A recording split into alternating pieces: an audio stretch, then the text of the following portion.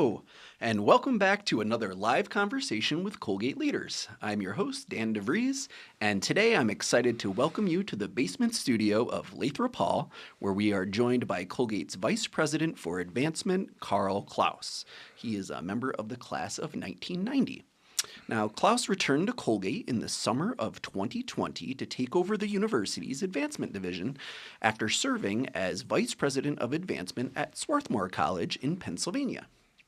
Prior to his 8 years at Swarthmore, Clauss spent 12 years at Colgate, first as a regional advancement officer covering the Midwest and West Coast, and later becoming Director of Major Gifts and Director of Capital Giving before taking on the role of Associate Vice President for Institutional Advancement. His efforts helped Colgate exceed its $400 million Passion for the Climb campaign goal 18 months ahead of schedule, raising an additional $40 million for financial aid and ultimately hitting a total of $480 million in gifts. Outside of his official work at Colgate, Clauss has volunteered for the admission office, served as a class agent and local alumni club board member, and he's served as a member of the Alumni Council.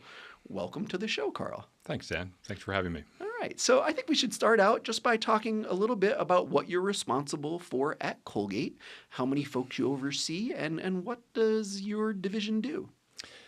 So the Advancement Division at Colgate is currently made up of 54 members of my team, and the best way to describe the different functions within advancement is to think about the life cycle of an alum or a donor, and the various touches that happen throughout the course of their life cycle. We have our alumni relations group, which is the group that's responsible for our engagement events. So the big on-campus events of reunion, homecoming, family weekend. We recently executed a really successful spring arts, creativity, and innovation weekend, something new that we are excited about doing each and every spring. And then there are off-campus and regional activities that happen throughout the country and around the world, as well as support for affinity groups. So alumni relations is one team. Our annual giving team, those that are engaged in those conversations, as you would imagine, those gifts every year, engaging our donors, getting them into the habit of giving back and feeling good about giving back and helping them understand the impact of those gifts. That's our annual giving team. We have a separate team focused on philanthropy, our frontline fundraisers, as we call them. And these are individuals that are engaging with donors, alumni and parents more directly. Think about it as having gift officers with a portfolio of alumni and parents to engage on a much more one-to-one basis. Okay. And that's spread across as the donor is thinking about a campaign or a special initiative or a reunion gift that might require something that's elevated beyond their annual giving cycle. That's broken out in various bands of leadership, major gifts, principal giving, and also estate giving, which is an important part of that, which I'll perhaps talk about a little bit later. So those three groups, alumni relations, annual giving, frontline fundraising team, wouldn't be able to do the job that they do without support from our other colleagues in advancement. And the other three groups within advancement, gift records. This is a group of amazing colleagues who they enter every single gift that comes in and thousands of gifts that come into the university.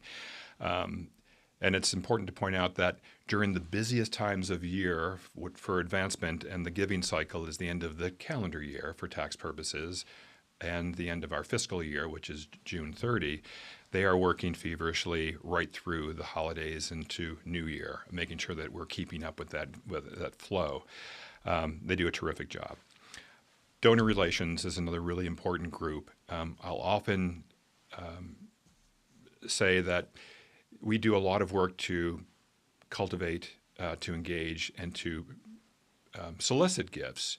But what's really important is, are we conveying the impact of those gifts? Are we properly thanking our donors for their gifts? And if we're not, that's that flow is going to decrease, obviously. So making sure that donor relations, making sure that donors understand the impact of their gift. Those that have established scholarship funds get annual reports to indicate the health of that fund and how much that fund is generating in support of financial aid, as well as events, as we're dedicating buildings and announcing new funds. Donor relations does a fantastic job of that. One more group within advancement, important group, is relationship development.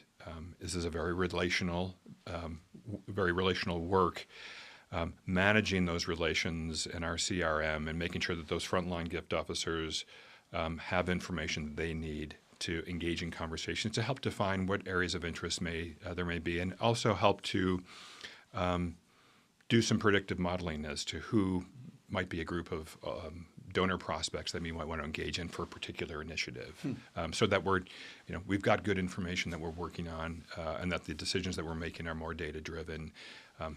They are responsible for that task as well. Wow, it's a great team. It's a terrific team, and we are located not on campus but in the village of Hamilton, Yes. That was a transition that Colgate made, maybe 15, 20 years ago. But because we are outward facing in terms of the work that we do primarily with alumni and parents, it's not necessary that we're campus based, but we get to campus a fair bit, many of us on a daily basis. But it's nice to have a group of individuals that are in the village and having lunch and walking the streets, and it's a nice place to work. Nice. Yeah. Can you tell us about how the campaign for the third century came about and how Colgate landed on the $1 billion figure to fund many of the ambitious projects that are set forth in the third century plan? Sure. Happy to. The campaign for the third century was in response to the creation of the third century plan. And as institutions create in their strategic plans, often there is a campaign that quickly follows because there are resources needed to implement those plans. And so this is no different. But it's important to point out that the campaign for the third century will fund the first moves of the third century plan. There's a distinction between this campaign and the plan itself. The third century plan, and part of what makes it so exciting, is that this is we often say, a long-term vision for Colgate University. And it is. And the plan will require not one, not two, but maybe three campaigns to fully fund all the initiatives that are embedded in the third century plan. And so the campaign for the third century, and yes, even with a $1 billion goal, as ambitious as it is, this will fund first moves of the third century plan. And having arrived in the midst of the feasibility study for this campaign, and institutions it's a common practice, you'll go through a feasibility study to determine how much capacity is out there. And some of it's based on what you've raised in the past, but you really do look at your donor base, your alumni and parents, and other sources. And as we were going through that work, we were in that space where we were thinking this could be a $750, maybe $800 million campaign. And the more we engage in those conversations with the leadership here and our campaign leadership, it became clear that this is a moment for Colgate to take on a much more ambitious goal, and the $1 billion goal came into play, and we haven't looked back. Wow. So it's been fun. And how long is it expected to last? Like, is there a definite time frame that you set for a campaign like this, or is it kind of like whenever we're done?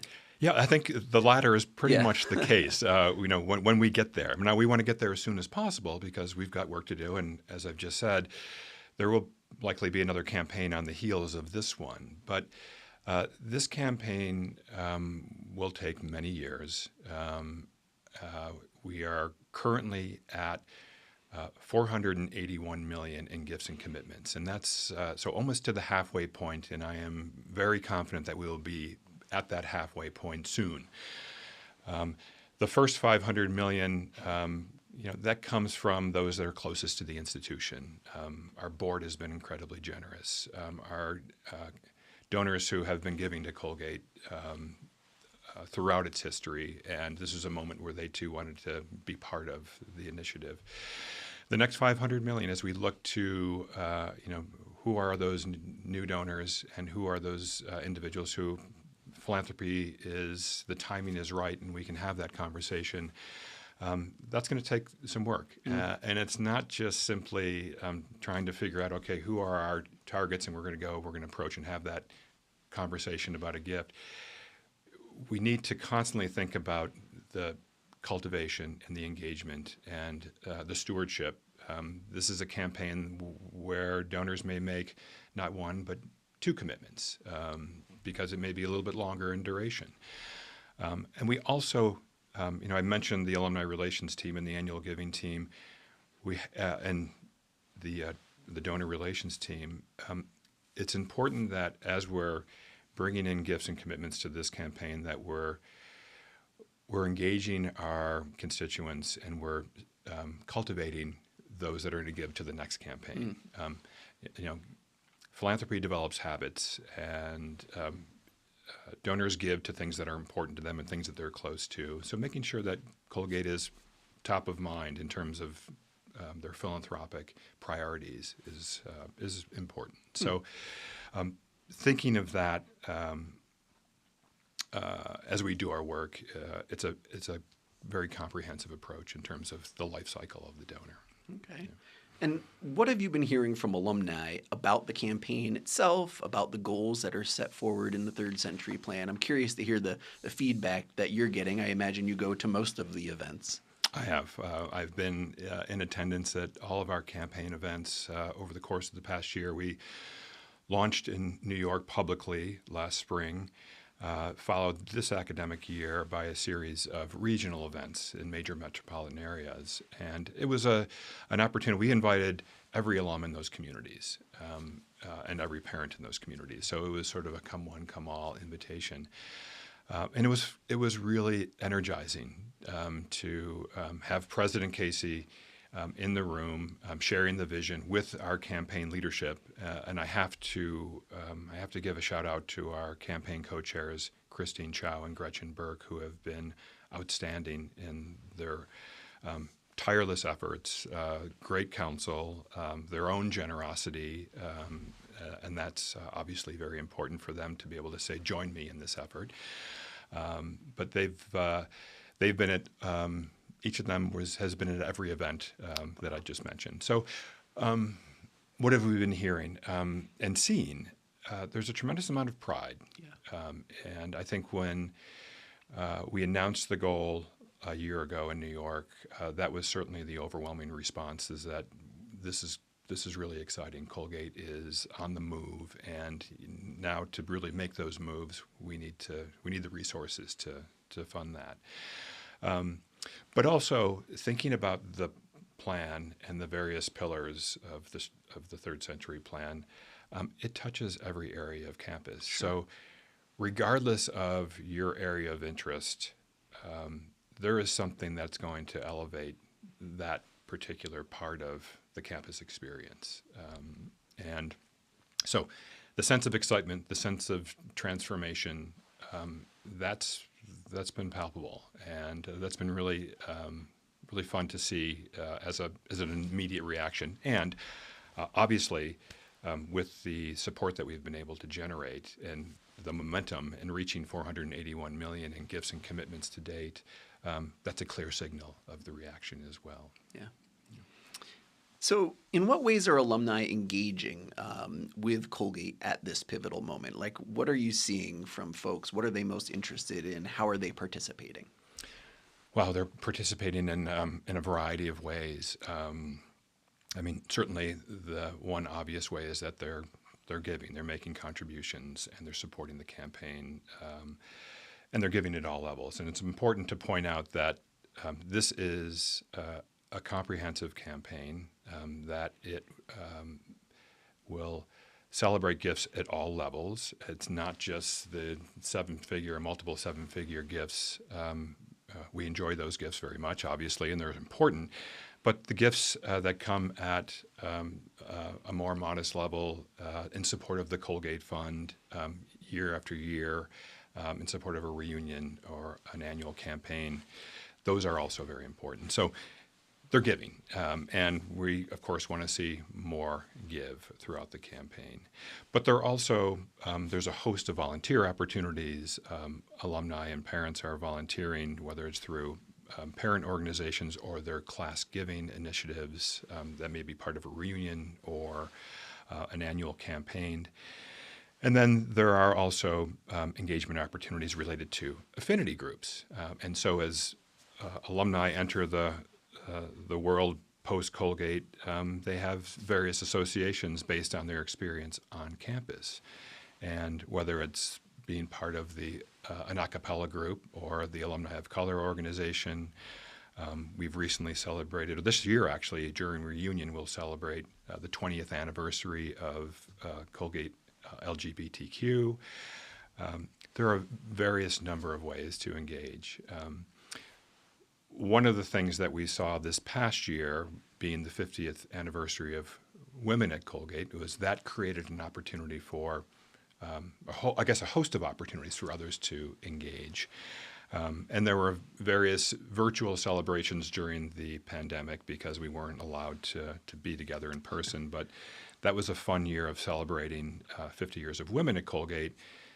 This past year, as that evolved, we used this year to bring back our female athletes and to celebrate 50 years of women in athletics. Yes. And that was a weekend this past early spring after the new year, which saw, it was a really fun weekend where we had our current student athletes in a room with our alumni and talking about how that experience has shifted and changed, going back to groups of female athletes who initiated the Title IX movement on campus connected to women's ice hockey, and to have them engage with our current women's ice hockey players. It was really special. Yeah. And I think both the alum and our student athletes, our current students, got a lot out of that weekend. It was really fun. Nice.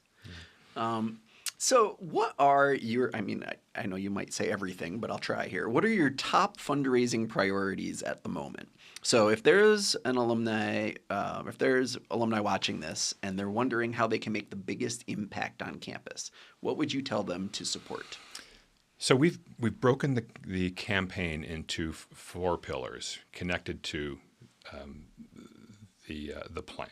And within those pillars, we have created fundraising priorities. And this, we hope, will speak to donors directly. And I will say, before launching into the description of the 4 pillars and the priorities, the Colgate Fund is woven through all of these. And gifts to the Colgate Fund, those are the unrestricted gifts that come into the college, are incredibly important. Every year we are raising $9 to $10 million for the Colgate Fund. That is essential to all that we do. Those are dollars that are spent in the year that they're given.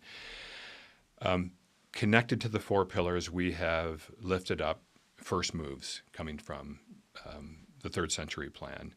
The first pillar, attracting and supporting outstanding students, faculty, and staff. The key elements, fundable opportunities within this first pillar, the Colgate commitment.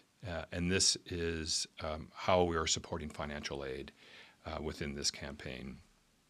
We've recently ramped up no loans to families with income of $175,000 or more. In addition, we're paying for the cost of books. We have to backfill that and with endowment to make sure that that's sustainable and we can make that permanent, and then we'll take the next step. But it's been a incredibly exciting initiative that donors have been very responsive to as part of the first pillar. The other piece of that first pillar is our support of faculty, as it implies. Supporting faculty, the primary way we're supporting faculty, there are funds that helps faculty in the classroom and help labs to be set up. But we've got a goal of 25 faculty chairs. And very excited to say that 12 of those 25 have already been endowed, and those are significant endowments at $2.5 million each that carry with them, in addition to the resources that are attached to the faculty who hold those chairs, there's a lot of prestige, and we're under-chaired, I think, if I can say that, as we compare ourselves to peer institutions. And so to see the attention given to support for faculty with those permanent endowed chairs has been really gratifying. The second pillar, strengthening Colgate's academic enterprise, the funding priorities right now within that second pillar, the renovation of Olin Hall and the creation of the Home Mind Behavior Initiative.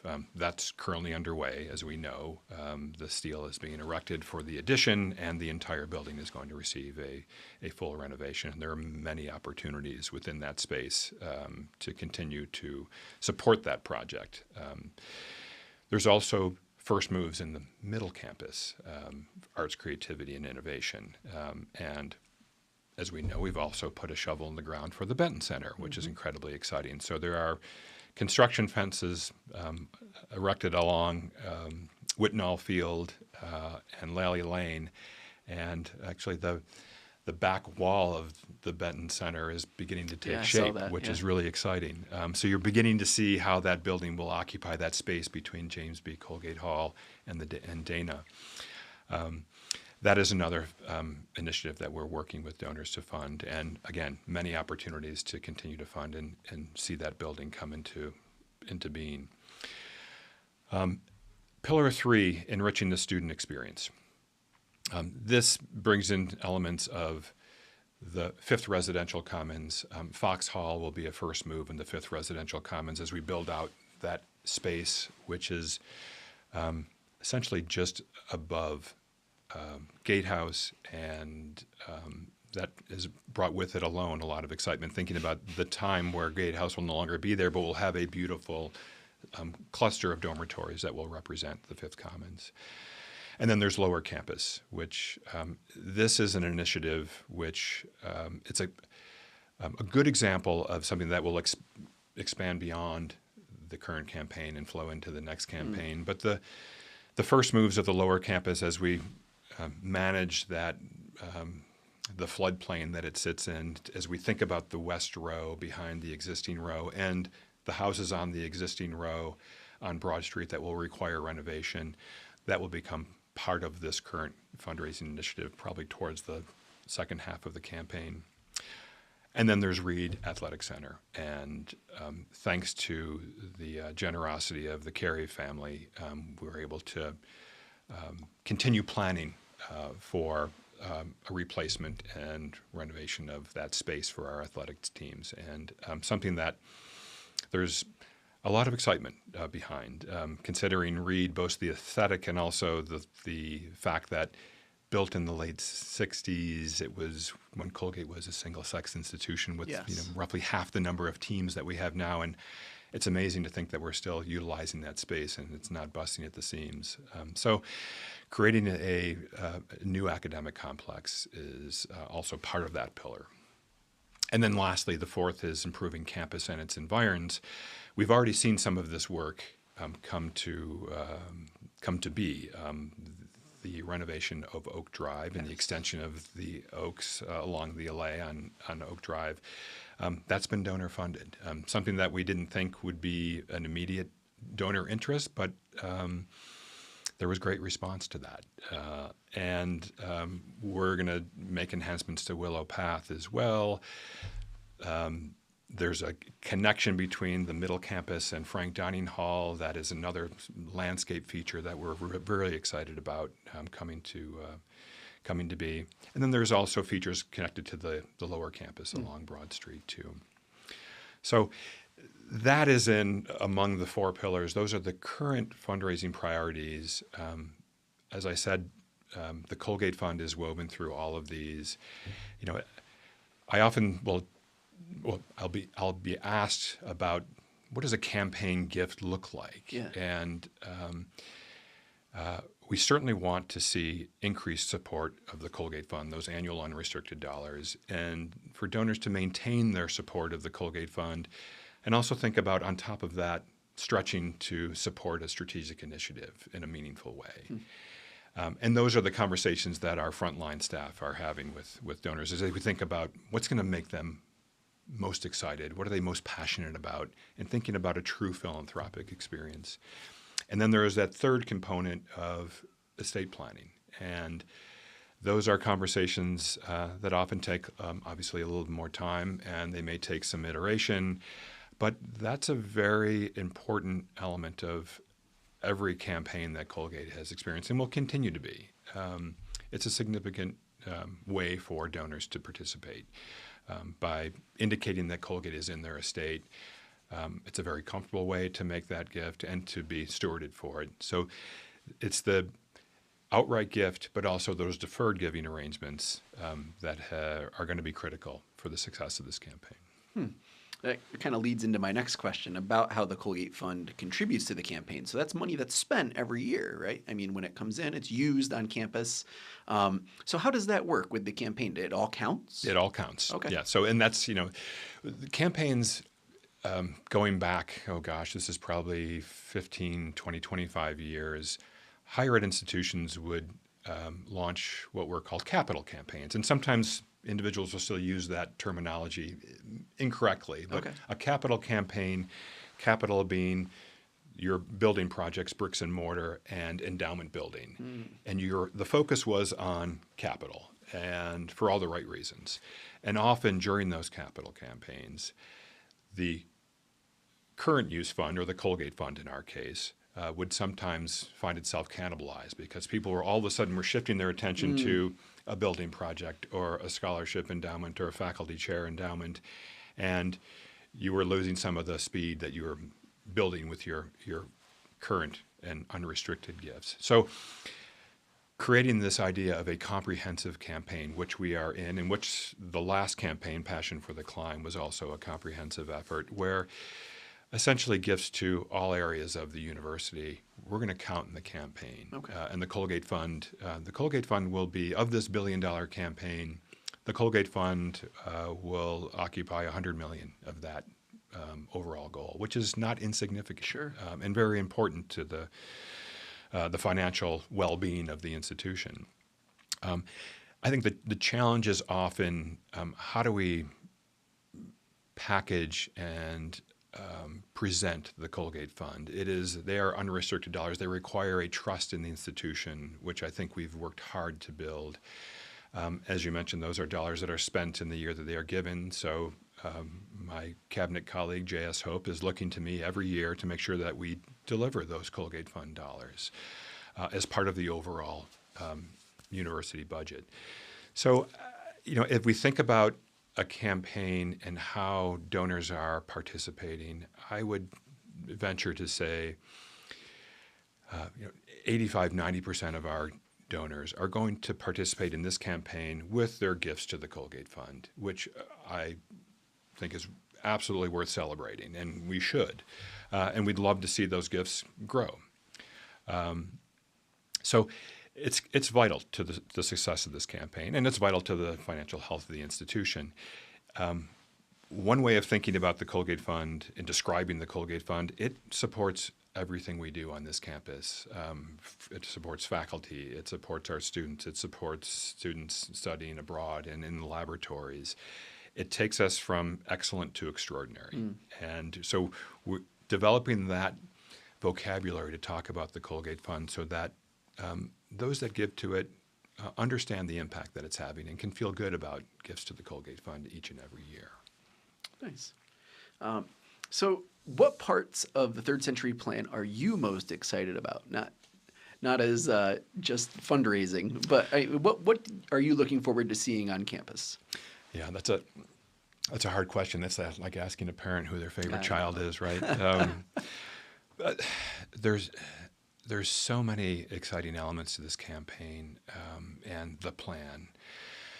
I find it particularly gratifying as our support for the Colgate commitment grows to see the students who are on campus that are benefiting from the Colgate commitment.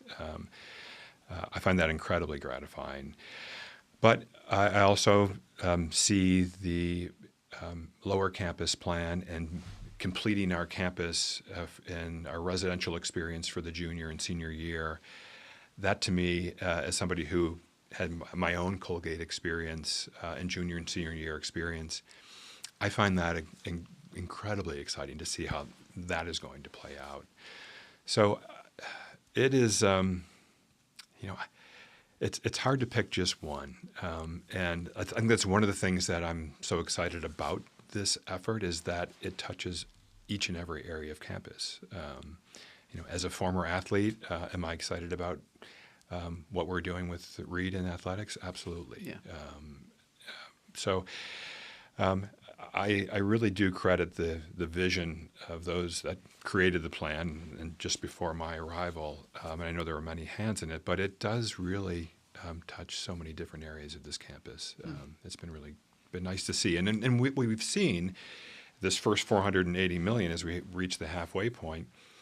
It's been really nice to see the evenness of support coming in. As I said, we've seen. It's interesting. I was wondering. Yeah. Donors they're not just attracted to one particular thing, and it hasn't been lopsided. We've seen support coming into all the initiatives in a really even way. So it feels like all boats are being lifted, which also feels really good. Wow. I bet that's rare. It seems like it's rare. Yeah. Yeah. You know what? I'm going to jump ahead a little bit because you mentioned being a student athlete, and so you played Division I hockey here for Coach Terry Slater. Did I get the years right here? 1987 to 1990. Mm-hmm. And can you talk about playing for the team, your experience there, and is there anything you took away from that experience that you find yourself still kind of calling back to in your role now? Yeah, I mean, my student athlete experience was it's such a big part of my 4 years, and we had great success.